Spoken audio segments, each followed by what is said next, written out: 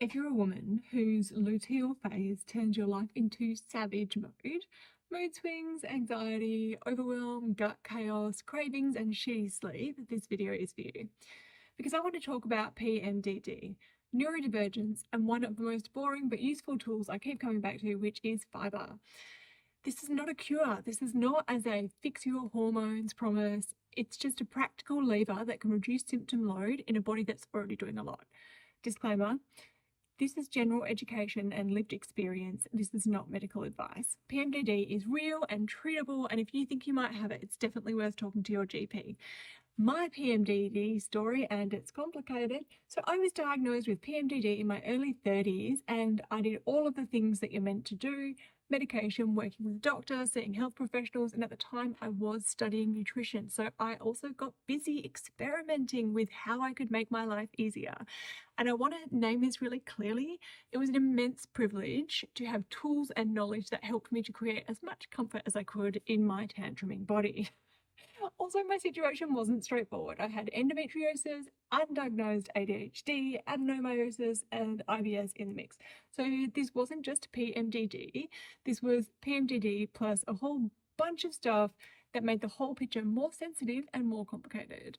Over time, by noticing what felt good and what felt bad, I had built a toolkit, foods and strategies that helped me to manage symptoms and claw back some comfort. So the quick science around it is that PMDD and neurodivergence, this is why the luteal phase can hit really hard. So it's not just PMS, it's a hormone-sensitive mood disorder where symptoms reliably worsen in the luteal phase and improve after bleeding starts. What we're learning about is that neurospicy women, ADHD or autistic women, often report more severe premenstrual symptoms. PMDD is not about having abnormal hormones, by the way. It's about more sensitivity to normal hormonal change. So once you add ADD to the mix, you've got executive function that's already a little bit fragile, sleep disruption that hits harder, emotional regulation that takes more effort, and cravings and impulsivity that can ramp up under stress. So understandably, the luteal phase can amplify everything: mood, coping, sensory tolerance, gut symptoms, and the ability to keep it all together. So if you have ADHD and the lead up to your period turns you into an out of control gremlin, you are not alone. This is where Fibre fits. Fibre isn't a magic bullet for PMDD or ADHD, but it can support a few systems that matter a lot in the luteal phase. Bowel regularity equals gut comfort. Premenstrual constipation and bloating are commonly linked to the luteal rise in progesterone, which can reduce gut motility, plus late luteal hormone changes that can affect fluid balance and bowel sensitivity.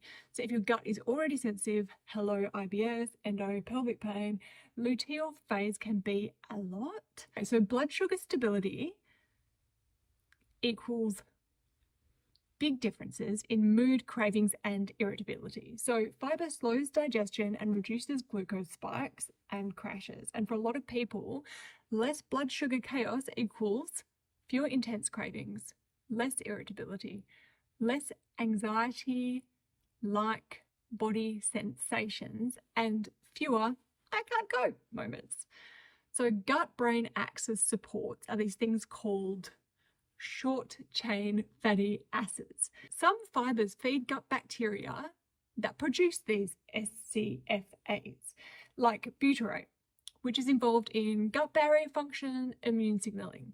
So the mood evidence here is still emerging from the science, but clinically improving Fibre consistency can support baseline resilience for some people. This is the reabsorption bit. Bear with me. Your liver processes estrogen and sends it into bile to be excreted via the gut. Some gut bacteria can deconjugate it, which can then increase the reabsorption back into circulation. Higher reabsorbed estrogen exposure can be linked to more estrogen-sensitive symptoms in some people, like breast tenderness and fluid retention and bloating. So if you don't have enough Fibre going around, you can get more reabsorption and therefore more of these symptoms. But like I said, PMDD is not simply high estrogen. It's best understood as a sensitivity to hormonal change. So think of it as this: reducing physical symptom load can sometimes reduce the overall stress load, and that can matter a lot when your nervous system is already stretched. This is what actually helped me. This is not medical advice, this is what helped me.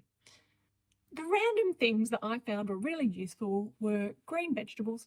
For some reason, my body just loves green vegetables.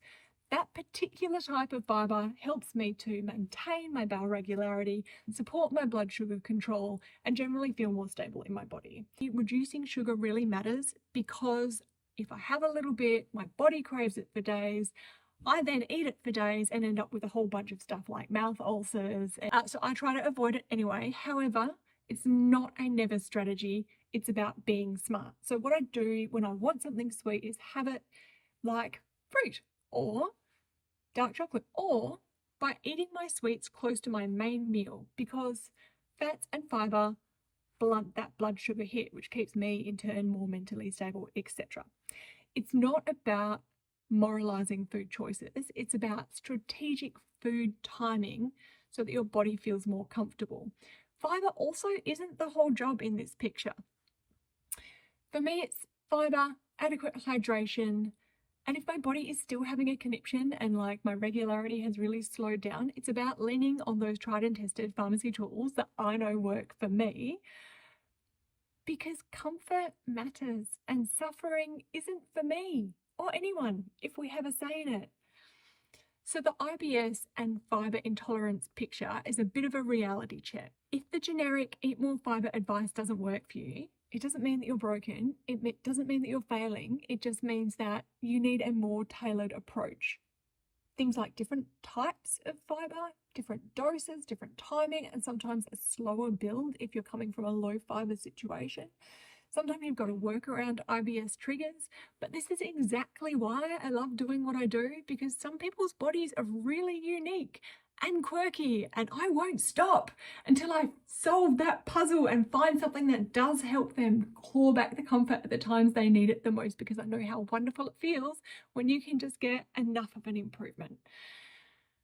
So if PMDD plus the luteal phase makes you feel like you're living in brutal mode, you are not alone. You're dealing with a very real neurohormonal load.